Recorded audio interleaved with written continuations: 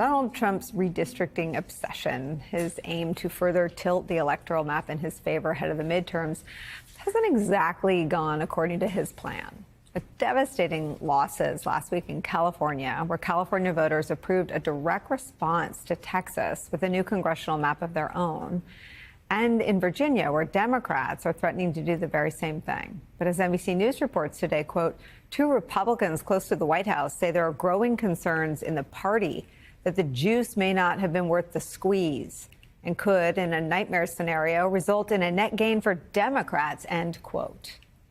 Wow. And last night, more pushback and rejection to what Republicans are doing, this time in Utah, where a judge there tossed out a map drawn by Republicans trying to protect their delegation in that state. Judge Diana Gibson calling their efforts, quote, an extreme partisan outlier that, quote, does not comply with Utah law. Instead, she approved a map that's now likely to give Democrats one of the state's 4 seats. Joining me at the table, Democratic strategist and professor at Columbia University, MSNBC political analyst Basil Smychel's here. Nick and Tim are still with me. I mean, Nick, I want to start with you.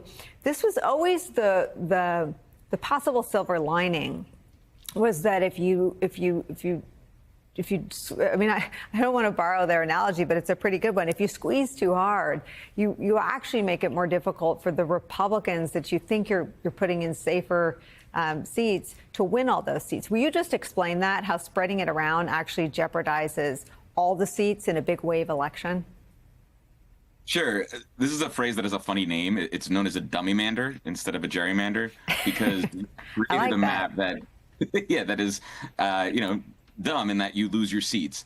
Now, Republicans have been pretty clear that in almost every map they've drawn, so Texas, North Carolina, Ohio, kind of, and Missouri, all of their districts have been Trump plus 10, so that in 2024, Trump would have carried those congressional districts by 10, which theoretically would sound safe. But in a wave election, that could easily erode, and we could see those suddenly become competitive, which could cost Republicans a lot of money. Even if they don't lose a seat, they now have a competitive seat that they weren't planning on, so they're out resources. The other thing that's really important to remember is in 2024, Trump outperformed with a lot of demographics that didn't usually vote Republican, especially Latino voters.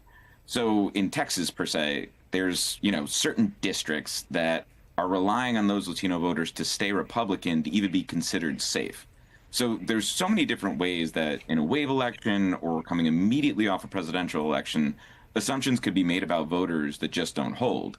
And anytime you're trying to make more safe seats for one party out of a state, you're diluting in one place or the other. So what could happen, although it's certainly not guaranteed to happen, is that in some of these states, like Texas, like Ohio, Utah, they didn't draw it, but it could happen there too, where seats that were hopefully going to go Republican now could even go Democrat, or at least end up costing them millions of dollars. What the Republicans, I don't know if they understand this or not, but you can be wearing a MAGA hat and voting for a Democrat, right? Yeah. You can be MAGA and say, whoa, this is MAGA full strength. I want MAGA in the White House, but I want to check on him because my health care premium went up. My, relative or kid who relied on Medicaid got kicked off Medicaid. Every single thing at the grocery store costs more money. So does everything at Walmart. So does everything at Home Depot. I mean, the mistake in this seems to be that it's not that people swing to the Democratic Party. It's that they express their discontent, as they did last Tuesday, by punishing Republicans. Right. And, Tim made a point in the earlier segment when he was referring to the comedian and sort of Trump being part of the movement that's perhaps now become the establishment. And it made me think about something that George Carlin always said, is that comedians should always punch up, not down. And what I think is happening, particularly among some independents and maybe some MAGA voters, and I think this is a credit to Democrats, is that they have been pushing and hitting home the message that Donald Trump is consistently punching down.